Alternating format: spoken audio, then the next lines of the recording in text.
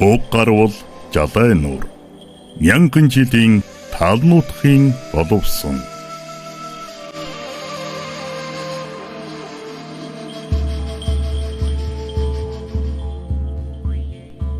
Төбашамби хамгийн эрдэндээ Ихшамби ууланд амьдарч байжээ.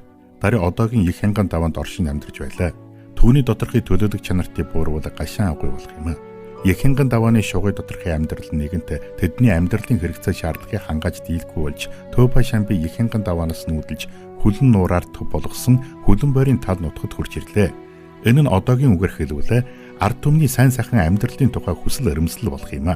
Хамгийн эртний жишээлбэл Лавдалинаас матаж гаргасан Даачаан 50 төхөрхийн зоос, Жалаа нуурын онгоны сүрэгжлээс матаж гаргасан Ясад мэлхийн хөөти зөстөл зэрэгт бид их хэмжээний судалт хийжээ. Нийтийн он тоолдын өмнө хойнохоос зүүн хаан улсын сүүж хүртэлх цаг үед Төбашамби өмш Даазад нүүдэлсэн гэж магадalж байна. Жалаа нуур оронд бид нийт 2 том хэлбэрийн онгоны сүрэгжлийг илрүүлжээ. Нэг нь Жалаа нуурын онгоны сүрэгжил, нөгөө нь Мөг уулны онгоны сүрэгжил болно.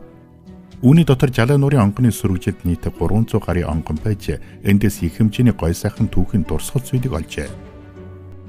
Эдгээр онгон түүхийн бичиг нь тэдний өмнөж нүүсэн энэ хэсэг түүхийн бодит хэргийг бүрэн гүйцэд гэрчилжээ. Жишээлбэл бугын хөөти алтан заслын пайс, бас хүрэл тогоо хос жигүртийн хөөти заслын пайс, эдгээр хэрэгсэл нь бүр тухайн газраас гарсан эд биш, харин Думдад орноос уламжлагдсан ирсэн зүйлс болох юм. 2000 гаруй жилийн өмнө хаан улсын үед маш олон соёлын солилцооны үзэгдэл оршиж байлаа. Жишээлбэл Хөнгнүү Дингдийн Гоозо зэрэг эргэн тойрны цонтод үндэстэнтийн маш олон солилцоо хийсэн. Мөг уулны онгоны сүрэгжил дотроос Ромын алтан цаас хавчулсан засал чимэгдэг илрүүллээ. Эдгээр нь хамгийн эртний тал нутгийн торгон замаар дамжин манай тухайн газарт ирсэн магад. Төбашамби их хянган даваанаас гарч ирэхдээ ан анлын соёлыг авчирсан юм. Дараа нь тал нутгад хурч нүүдэл малжлын соёлтой уулзсан. Энэ бол соёлын мөргөлдөх явц болох юм. Тэд 2 дахь удаа өмнөч нүүж Хөнгнөөгийн нутгад хурч эртний үеийн Думдад оронтой маш нягт харилцаатай болжээ. Тэдний хэд удаа өмнөч нүүдэлж хэд удаа аж ахуйн хувьсалтын өнгөрүүлсэн явдал бол даруй.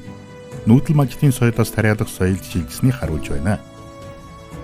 Түүхэн бичгэд 2 дугаар удаа өмнөч нүүдлэх үед Арслан Барсын хүчтэй баатар идтэн бүгд олноо дагуулan баатарлан тулалдаж тооггүй олон хүчээр даваагийг давсан гэж тэмдэглэж байна. Жалаа нуур тойргийн засгийн ордны үүдэн мөн Фима удам талбай байгуулжээ. Энэхүү дөрөн даруй энэ жигүүрт хөлгийн дүр болно. Төбашамби Думдад оронд нүүсний дараа Хятад хувьчс өмсөж Хятад авах авч бурхан шашныг шүтэж Хятад үндэсний соёлд бүх тадаргуулсан оржээ. Төбашамби өмнөч нүүсэн нь үндэсний улсалцлын эхлэлтийг харуулж байна.